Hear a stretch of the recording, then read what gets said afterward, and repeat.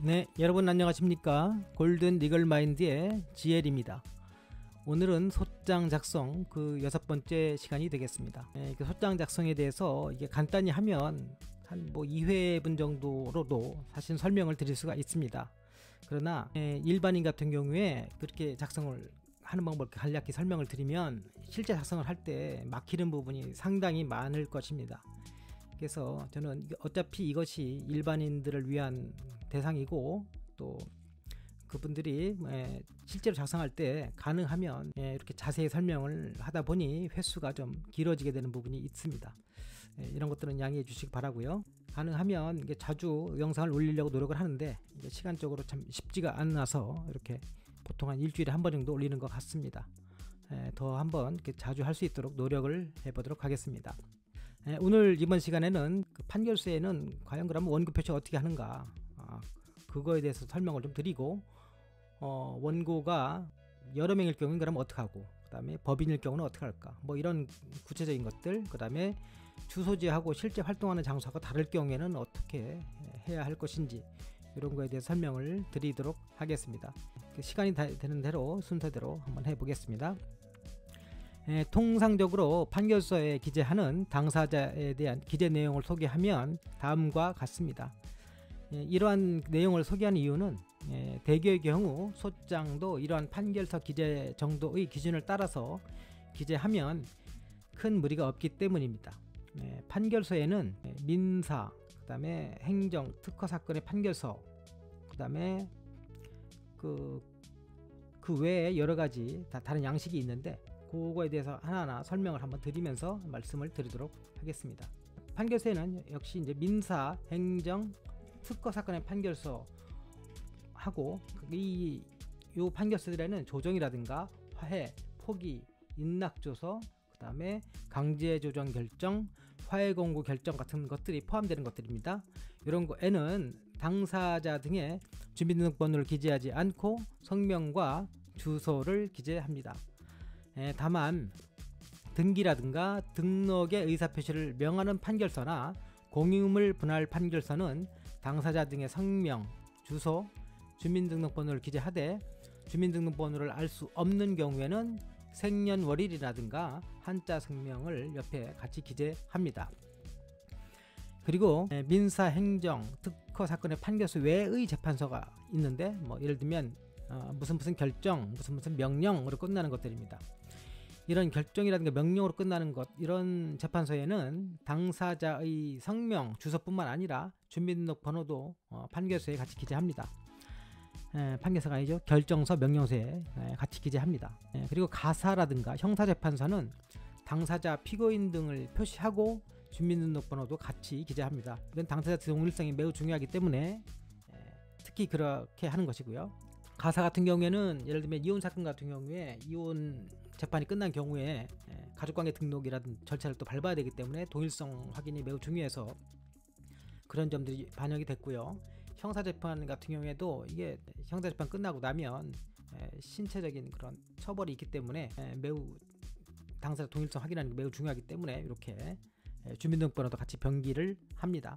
그리고 이제 지난 사례에서 문제됐던 그와 같이 만일 자신의 주소지와 실제 자기가 활동하는 장소가 달라서, 그러니까 그 활동하는 장소는 아마 송달을 받기 위한 장소일 것입니다. 그런 송달을 받을 장소가 같다라고 하면 주소지만 기재하면 됩니다. 굳이 송달 장소를 별도 기재할 필요가 없지만 전 사례와 같이 주소지하고 송달 장소가 서로 다를 경우에는 아래 표기와 같이 반드시 송달 장소도 별도로 기재해 주어야 합니다. 화면을 보시면 원고 김뭐뭐 돼 있고 이름 돼 있고 그 밑에 이제 주소 적혀 있고 그 다음에 이제 송달 장소, 자기가 이제 우편물을 쉽게 받아볼 수 있는 장소, 그런 장소를 거기다 적을 수 있다는 것입니다. 전 사례 같은 경우에는 주소라고 적어야 될 장소를 사실 송달 장소에 적었다면 문제가 없었을 것입니다. 그리고 주소는 자기 주민등록 초본상인 주소를 그대로 기재하고요. 그렇게 했더라면 문제가 없었을 것인데 송달 장소로 적어야 될 것을 주소란에 적는 바람에 이렇게 어려운 문제가 생겼던 것입니다. 근데 이제 만일 지금 같은 경우는 여전히 원고가 단수일 때, 한 명일 때를 말씀드렸는데 원고의 수가 복수라고 하면 아래와 같이 순서대로 번호를 붙여서 기재합니다. 예를 들면 원고가 2명이다 그러면 원고 1 해놓고 이름 쓰고 주소 쓰고, 그다음에 송달 장소가 다르다면 송달 장소를 적고, 그다음에 원고 2 쓰고 이렇게 똑같이 주소 쓰고 연락처 쓰고 이렇게 하면 되겠습니다. 그런데 당사자 수가 이와 같이 1년 번호 붙이기엔 너무나도 많은 경우가 있을 수도 있습니다. 그 원고가 많을 수도 있고 피고가 많을 수도 있는데요. 그 어떤 경우가 많다면 그때는 별지를 별도로 작성합니다. 별지에 원고 명부든 피고 명부든 이렇게 별도로 작성을 해서 그 별지를 소장에 첨부를 합니다. 첨부하고 당사자 표시하는 그 란에는 원고하고 원래 이름 써야 되지만 그런 거 안 하고 그냥 별지 원고 명부 기재와 같다 이렇게 간략하게 원고 표시란에 표시만 하고 별지를 맨 끝에 소장 맨 위에다가 첨부하면 된다는 것입니다. 그리고 이제 별지를 그러면 어떻게 쓰느냐 하면 별지는 이와 같이 씁니다. 화면에 띄어진 바와 같이 목록하고 원고의 표시라고 하고 원고 1 뭐 해서 쭉쭉쭉 심한 경우는 한 40명 50명 되는 경우도 있고 어떤 경우는 100명이 넘어가는 경우도 간혹 있습니다. 그럴 경우에는 이렇게 그걸 다 쓰게 되면 너무 길기 때문에 앞에다가 다 쓸 수는 없어서 이렇게 별지로 뽑아서 쓰기도 한다는 것입니다. 그리고 만일 당사자가 법인이라면 다음과 같은 방법으로 기재합니다. 법인 표시할 경우에는 반드시 법인 등기부등본을 발급받아야 합니다. 미리 발급받아서 거기에 보면 법인의 정확한 명칭과 법인의 본점 주소지 그리고 법인의 대표자가 나오게 됩니다.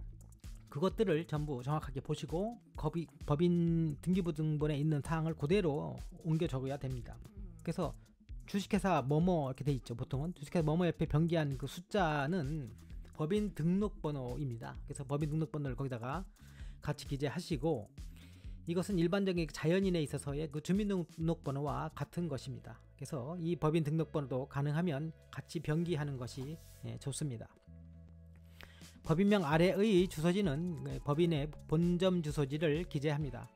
그리고 그 법인의 대표자로 그 대표이사라는 직책 그 명칭하고 그 대표이사 이름을 기재합니다. 즉 대표이사 뭐 김땡땡 이런 식으로 이렇게 적어야 된다는 것입니다. 그런데 흔하진 않지만 간혹 대표이사가 2명 이상인 경우가 있습니다. 복수인 경우가 있습니다. 이 경우에는 공동대표이사이기 때문에 그 공동대표이사 모두를 기재해 주어야 합니다. 그래서 대표이사가 2명이다 그러면 뭐 공동대표이사 김땡땡 이땡땡 이런 식으로 이렇게 적어줘야 된다는 것입니다. 그리고 그 공동대표이사는 원칙적으로 각자가 법인을 대표합니다. 즉 뭐냐면 그 2사람이 모여야만 대표를 할 수 있는 것이 아니라 그 대표 2명 한 명 한 명 각자가 다 법인 전체를 대표할 수 있다는 것입니다. 이것을 각자 대표라고 하는데 공동대표이사가 있을 경우에는 각자 대표가 원칙입니다. 그래서 아무 말이 없고 대표이사가 공동으로 나와 있으면 그건 각자 대표구나 이렇게 생각하시면 되겠습니다.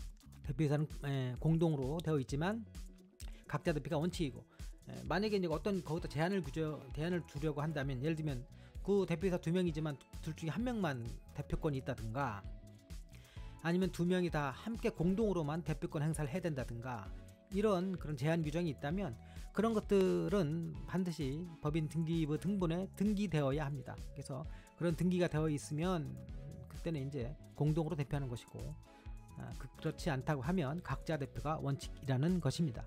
또 그런데 간혹 보면 법인의 경우에 대표이사가 없는 형태도 가끔 존재합니다. 보통 이러한 상황이 왜 발생하냐면요. 원래는 맨 처음에 대표이사가 있다가 임기 만료가 됐다든가 어떤 기타 사유로 인해서 대표이사가 나중에 없게 되는 상황이 있습니다. 보통 대표이사 임기가 2년으로 많이 하니까 2년이 지나게 되면 대표이사가 없게 되죠. 그렇게 되면 남아있는 다른 사내이사가 있을 수 있습니다. 이럴 경우에 어쨌든 대표이사 임기 만료로 그 대표이사 이제 안 한다는 그런 내용을 등기해야 되기 때문에 변경 등기를 해야 되기 때문에 변경 등기 신청을 하게 되는데 이때 신청할 때 사내이사가 1명이라도 남아있게 되면 일단 등기소에서는 그 변경 등기를 받아줍니다. 그래서 이 경우에는 남아있는 사내이사가 이 법인의 대표자가 되고 그럴 경우에 다음과 같이 기재를 합니다. 즉 원고 뭐뭐뭐 이렇게 주식회사 뭐 쓰고 본점 쓰고 대표자 사내이사 김땡땡 이런 식으로 쓴다는 것입니다. 그래서 그전에는 대표이사 뭐뭐뭐 했지만 지금은 아니죠. 대표자 사내이사 뭐뭐뭐 이거는 뭐 한 해의 대표뿐만 아니라 그 대표이사 형태로 안 되어 있는 그런 대표자들이 있는 법인이 간혹 있습니다. 예를 들면 어떤 조합 같은 경우는 조합장이 대표자이고, 뭐 어떤 은행 같은 경우는 은행장이 대표자이고, 그런 경우가 있습니다. 그럴 경우는 대표자 조합장 뭐뭐뭐, 대표자 은행장 뭐뭐뭐, 이런 식으로 이렇게 기재를 하게 된다는 것입니다. 그리고 피고를 표시하는 방법도 당연히 원고와 동일합니다. 그래서 다만 소장을 작성하는 자는 원고이기 때문에 원고로서는 피고의 주민등록번호라든가 법인등록번호라든가 이런 걸 안다면 피고 이름 옆에 주민등록번호라든가 법인등록번호를 함께 기재하는 것이 좋습니다. 물론 이게 전설한 바와 같이 그 법원은 재판서 양식에 관한 예규에 따라서 판결서를 작성하기 때문에 원고가 그 피고의 주민등록번호를 기재하더라도 판결서에는 나타나지 않을 수가 있습니다. 하지만 추후 강제 집행할 당시에 당사자를 특정함에 있어서 이 부분은 이 맨 처음에 소장 작성 당시에 기재했던 부분은 집행할 때 적지 않게 도움이 되기 때문에 원고로서는 가능하면 피고의 주민등록번호를 함께 기재하는 것이 매우 좋습니다. 물론 뭐 송달 장소와 주소가 같다고 하면 주소만 쓰면 되는 것이고, 다르다고 하면 통달 장소를 반드시 밑에다가 같이 적어주는 것이 매우 좋겠습니다. 오늘은 여기까지만 하고요. 그리고 다음 시간에는 그 피고의 이름과 전화번호를 알고 있는데 예를 들면 피고의 주민등록번호를 모른다든가 주소를 모른다든가 이럴 경우에 그러면 우리가 어떤 식으로 기재를 하고 절차를 풀어나가야 되는지 그거에 대한 설명을 드리도록 하겠습니다. 오늘 긴 시간 말씀드려서 감사하고요. 구독과 좋아요 눌러주시면 영상 제작하는데 많은 도움이 되니까 눌러주시기 바랍니다. 오늘 긴 시간 말씀드려서 감사합니다. 다음 시간에 뵙겠습니다. 안녕히 계십시오.